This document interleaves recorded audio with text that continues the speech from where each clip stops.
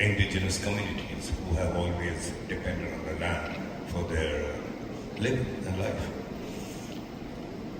And for years, we realized that if we want to solve the climate crisis, we need to converge three powerful knowledge streams to come up with sustainable solutions.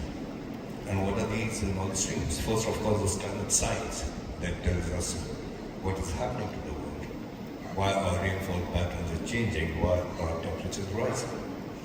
The other is the natural science that is part of our indigenous knowledge. And that tells us how we can revive our natural systems to combat and help to fight climate change. For example, mangroves can help to contain coastal erosion. Peatlands and forests are huge areas for carbon capture. And there are certain kind of trees in our Himalayan ecosystem which help to rejuvenate underground water. The indigenous knowledge and the traditional wisdom we feel is vital for our ecosystem restoration, and the integration of diverse indigenous knowledge into our modern climate and natural science is essential to tackle climate change. When we talk about science and modern science, sometimes I feel that is what has taken us away from the natural and indigenous knowledge, and now is the time to converge these two streams to have sustainable solutions.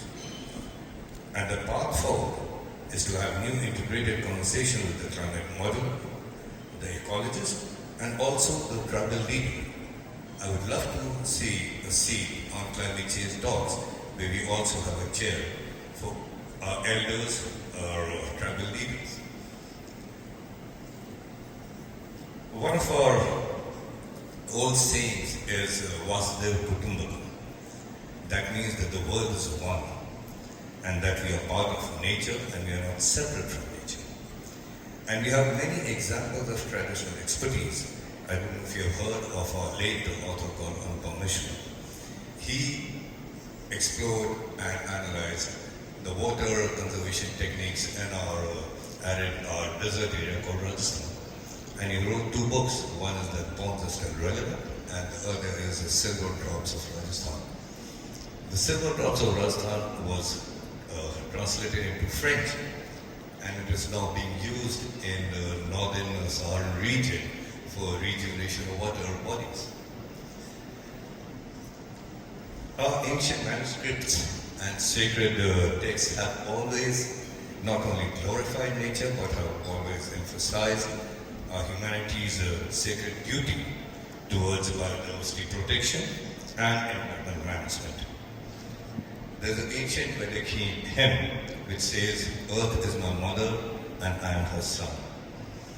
And now our Honorable Prime Minister has also echoed this in his vision of life, which is lifestyle for environmentally friendly existence, which means we can continue with development, but we can also do it in sync with sustainable methods and sustainable development and ecosystem protection.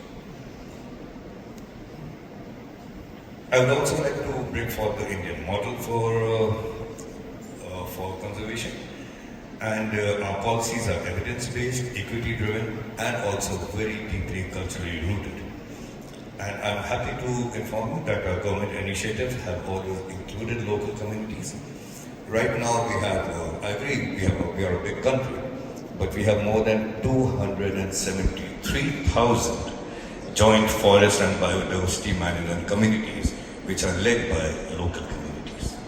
And we also have a national mission on not just biodiversity, but biodiversity and human well-being, which integrates ecological science, local innovation, and indigenous practices into our development and innovation change.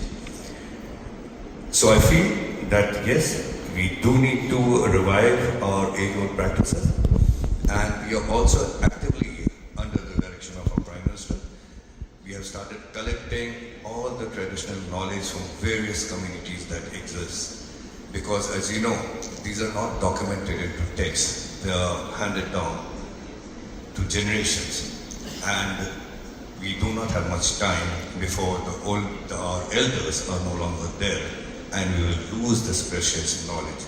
So it was very heartening to hear from the President that you are actually collecting and documenting this, and of course it's going to be very soon in the future. So thank you very much for the time. Thank you very much, Minister. Can I turn to